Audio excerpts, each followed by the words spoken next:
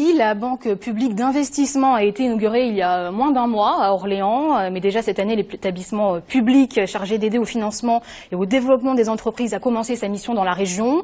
Exemple ce soir avec MSL Circuit, l'une des rares sociétés françaises spécialisées dans la sous-traitance électronique, un secteur où la concurrence étrangère est très forte. Explication Marine Demazure et Amélie Rigaudranzo.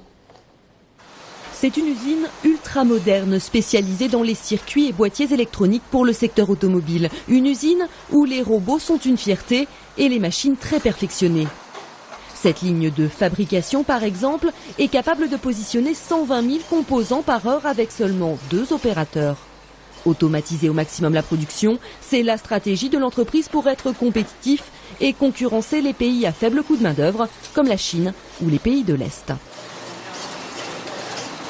Ça a un autre avantage, ça nous permet, cette forte automatisation, de produire des produits de très haute qualité puisqu'on ne touche plus aux produits durant tout le cycle de fabrication. Et enfin, ça nous permet de ne pas abîmer nos collaborateurs par des gestes répétitifs qu'ils seraient amenés à faire si on n'automatisait pas toutes ces lignes.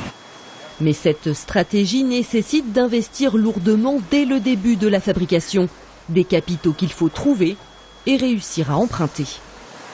Cette machine est une machine de dernière génération qui sert à l'assemblage des plafonniers de véhicules haut de gamme. Elle a coûté environ 600 000 € et sans l'aide de la BPI France, on n'aurait jamais pu se lancer sur ce marché et concevoir et produire cette machine.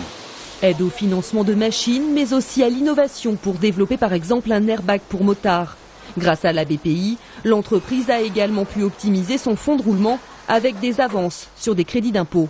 Résultat, une forte croissance, 100 millions d'euros de chiffre d'affaires l'an dernier, 150 prévus cette année. Preuve que l'on peut encore produire de l'électronique en France si on s'en donne les moyens. Et pour aller plus loin sur ce sujet, notre invité ce soir est Hervé Bazin, le directeur régional de la Banque publique d'investissement.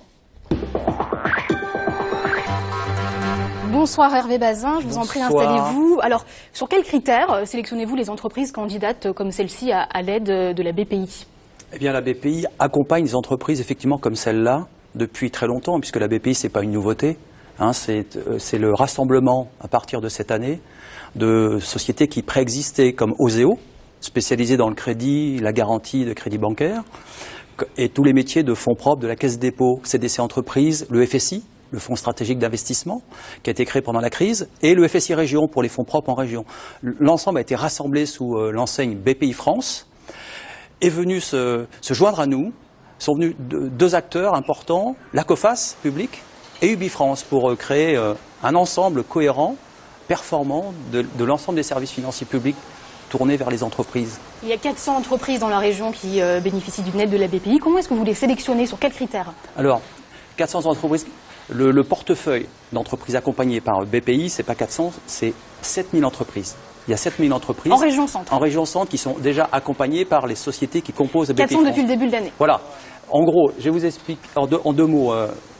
Par an, en 2012, c'est l'année de référence, nous avons accompagné dans la région centre 3650 entreprises.